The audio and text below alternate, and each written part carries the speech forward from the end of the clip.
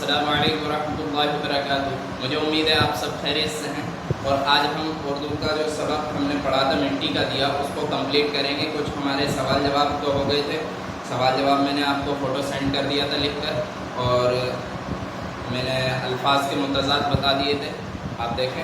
फिर मैं बात करता हूँ लफ्ज़ों के, इन अल्फाजों के, इन लफ्ज़ों के मुतज़ाद लिखिए, ये हमने कर लिया था। इसके बाद नीचे है मिसरे मुकम्मल कीजिए। मिसरे मुकम्मल करने के लिए मैंने बताए थे, लेकिन कुछ बच्चों ने कर लिए होंगे, कुछ के रह गए होंगे, तो इसलिए मैं इसको कंप्लीट करवा देता हूँ। पहले में क्या आएगा, दूसरे में क्या आएगा, तीसरे में, चौथे में, इस तरीके से नंबर लिख देता हूँ मैं, ठीक है। और इसके बाद मैं इमला दुरुस्त कराऊँगा, ठीक है। पहले हम ये दो काम करते हैं, पहले 4 ऑप्शन इनके फिल करते हैं, फिर इन्हें इमला दुरुस्त करते हैं। चलिए शुरू करते हैं। पहली लाइन है छुटपुटे के वक्त, फिर डैश है, फिर से एक मिट्टी का दिया। तो यहाँ क्या आएगा, मैंने बताया था आपको क्या करना है, यहाँ से देखना है छुटपुटे के वक्त घर से। तो पहले बॉक्स में क्या आएगा, घर। पहले में आपको लिखना है घर, ठीक है। और दूसरा देखते हैं, दूसरा खाली स्थान जो मिसरा है उसको मुकम्मल करना है। ताकि राहगीर और परदेसी कहीं ठोकर ना खाएं। तो यहाँ क्या आएगा, परदेसी।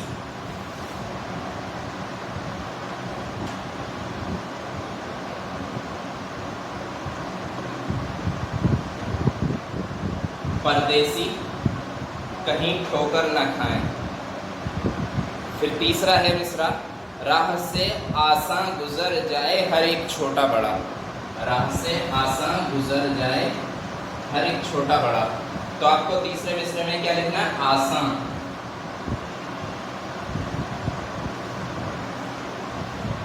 आसान तीसरा मिसरा हो गया। चौथे मिसरे में रोशनी से जिनकी मल्लाहों के बेड़े पार हैं। तो यहाँ क्या लिखना, मल्लाहों, यानी और खाली स्थान में आपको लिखना है मल्लाहों।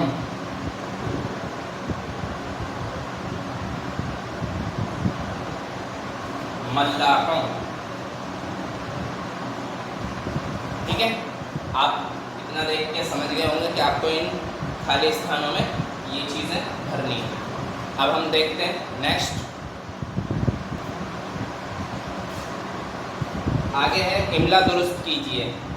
पहले मैं यहाँ लिख देता हूँ जो किताब में लिखा हुआ है, फिर उसको सही करके आपको लिखना है, यानी इसके सामने सही लिख देता हूँ। बुढ़िया ऐसे नहीं होता, जबकि क्या होता है, बुढ़िया होता है। बुढ़िया यानी 2 चश्मिहा इसमें ऐड होगा, तब ये बनेगा बुढ़िया, ठीक है।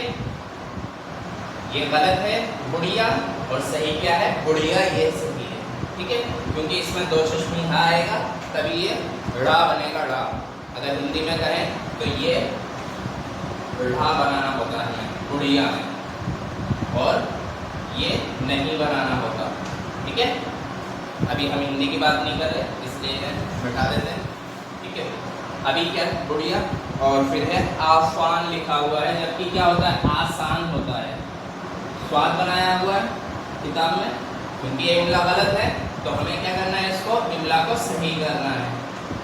आसान की जगह पे क्या होता है, आसान, यानी स्वाद की जगह पर क्या आएगा, सीन आएगा, ठीक है। और फिर आगे देखते हैं, अगला है फानूस। अब यहाँ पर फानूस आपने देख के पढ़ा था अच्छे से, और फानूस में क्या था, स्वाद था या सीन था, आखिर में सीन था। तो हमें सही इमला क्या करनी है, फानूस, ठीक है। आगे बढ़ते हैं, नेक्स्ट है आपके लिए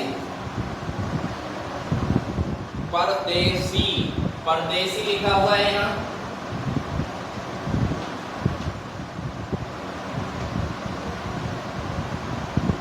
स्वाद से बना हुआ है, जबकि किससे बनना है, सीन से।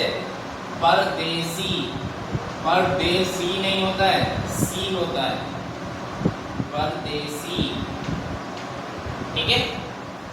ये आपके 4 लफ्ज हो गए। अब आगे देखते हैं,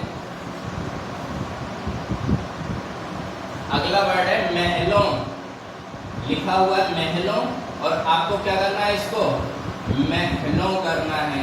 यानी महलों जो आता है किससे आता है, बड़ी हा से आता है, और इसमें किससे बनाया हुआ है, छोटी हा से। आपको किससे लिखना है, बड़ी हा से, महलों, ठीक है। और आगे है बेहतर, पर तोय से लिखा हुआ है इसमें, जबकि किससे आएगा, का से आएगा। ये तोय नहीं आएगा, क्या आएगा, ता। बेहतर, बेहतर ऐसे नहीं लिखा जाता, ऐसे लिखा जाता बेहतर, ठीक है। ये तोय नहीं आता। आगे देखते हैं, फिर है स्वाद से सुर्ख, जबकि सुर्ख कैसे लिखा जाता है, सीन से, सुर्ख।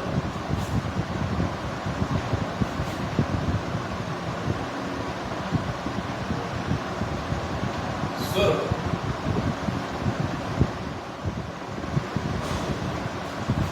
ये आपका कंप्लीट हो गया।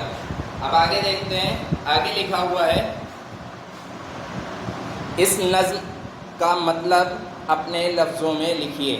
इस नज्म का मतलब अपने लफ्ज़ों में लिखिए। अब ये आपको खुद से करना पड़ेगा, क्योंकि इसका मतलब मैं आपको अच्छे से समझा चुका हूँ पूरी नज्म का मतलब। फिर भी एक बार और समझ लेते हैं, अगर आपने नहीं समझा था उस वक्त। झुटपुटे के वक्त घर से एक मिट्टी का दिया, एक बुढ़िया ने सरे राह ला के रोशन कर दिया। झुटपुटे के वक्त एक बुढ़िया ने घर से, अब मैं डायरेक्ट इसका मीनिंग समझा देता हूँ, अगर आपको लिखना है तो क्या लिखना है, ठीक है। मैं अब आपको पढ़ के नहीं सुनाऊंगा, मैं सिर्फ इसके मुतालिक बातें बताऊंगा जो आपको लिखनी है इस सवाल के जवाब में, ठीक है। शाम के वक्त घर से एक बुढ़िया ने मिट्टी का दिया रास्ते पर लाकर रख दिया, ताकि राहगीर और परदेसी ठोकर ना खाएं और वहाँ से हर कोई आसानी से गुजर जाए। और दिए के बारे में बुढ़िया बता रही है कि ये दिया बेहतर है उन झाड़ों और फानूसों से जो महलों के अंदर ही जिनकी रोशनी रहती है। अगर निकलकर वो लोग महल से बाहर देखें तो उन्हें अंधेरा ही नज़र आएगा, कोई दरो दीवार नज़र नहीं आएगी। सुर्खरू आफाक में वो रहनुमा मीनार जैसे हैं, रोशनी से जिनकी मल्लाहों के बेड़े पार हैं। अब हम इसको शॉर्ट में समझ लेते हैं पूरे को। यहाँ अल्ताफ़ हुसैन हाली ये कहना चाहते हैं कि हमें दूसरों की मदद करने वाला बनना चाहिए, और छोटी सी भी मदद लोगों की बहुत काम की होती है। हम किसी भी छोटे अमल को यानी हकीर ना समझें, कमज़ोर ना समझें, कम ना समझें। यानी छोटे छोटे काम भी बहुत बड़े होते हैं, लेकिन हमारी नीयत साफ़ होनी चाहिए। जैसे कि इसमें दिया जलाना कोई ज़्यादा महंगा काम नहीं, लेकिन लोगों की बहुत मदद कर रहा है, तो हमें ऐसे मौके तलाश करने चाहिए जिससे कि लोगों की मदद हो। और ऐसे लोग क्या हैं, आखिर में बताया, सुरखरू आफाक में वो रहनुमा मीनार हैं, रोशनी से जिनकी मल्लाहों के बेड़े पार हैं। यानी ऐसे लोग जो दूसरों की मदद करते हैं वो सुरखरू आफाक में यानी दुनिया में सुरखरू होते हैं, कामयाब होते हैं। वो रहनुमा मीनार की तरह हैं, जिस तरह वो समुंदर के लोगों को रास्ता दिखाती है, इसी तरह ये लोग लोगों को रास्ता दिखाते हैं, लोगों की मदद करते हैं, और इनकी ही रोशनी से लोगों के बेड़े पार हो जाते हैं। तो आप अगर इतना भी लिख देंगे तो ये भी काफ़ी होगा।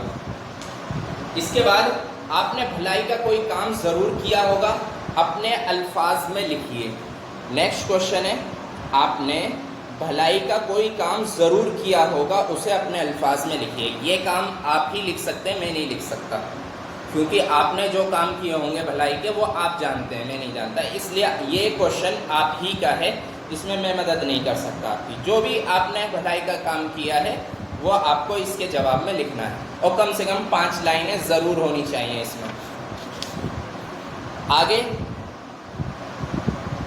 कॉलम अलिफ और कॉलम बा के मिसरों को मिलाकर सही शेर लिखिए। अब इसमें झुटपुटे के वक्त घर से एक मिट्टी का दिया, एक बुढ़िया ने सरे रख ला के रोशन कर दिया।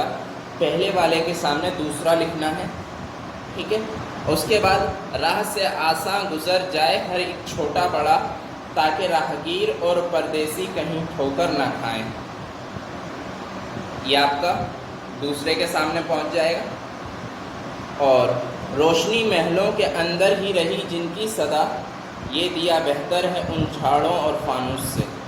ये आपको पहले लिखना है और ये बाद में लिखना है। तो इसको आपको क्या करना है, तरतीब देनी है। ये पहले है, ये बाद में है। तो आपको क्या करना है, इसको इस तरफ कर देना है, इसको इस तरफ कर देना है, बाकी इनको अपनी जगह रहने देना है। बस इनकी आगे पीछे ये ऊपर नीचे कर देना है, ठीक है। आप देखेंगे ये नज़्म में आपको सारे शेर मिल जाएंगे, कौन सा किसके बाद है आपको तरतीब में लिख देना है। आगे है गौर करने की बात, ये मैं आपको पढ़ के बता देता हूँ। आपने बुढ़िया की, आपने पढ़ा कि मिट्टी के मामूली दिए से राहगीरों को कितना फ़ायदा हुआ। वो ठोकर खाने से बच गए और दिए की थोड़ी सी रोशनी में उन्होंने आसानी से रास्ता पार कर लिया। अब आप समझ गए होंगे कि लोगों की मदद करने और दूसरों को फ़ायदा पहुंचाने के लिए बहुत ज़्यादा कीमती चीज़ों और रुपए पैसे की ज़रूरत नहीं होती। यही बात मैं समझा रहा था अभी। रुपए पैसे की ज़रूरत नहीं होती, बल्कि मदद करने के जज्बे और दर्दमंद दिल की ज़रूरत होती है। बड़ा आदमी वही है जो दूसरों के काम आए।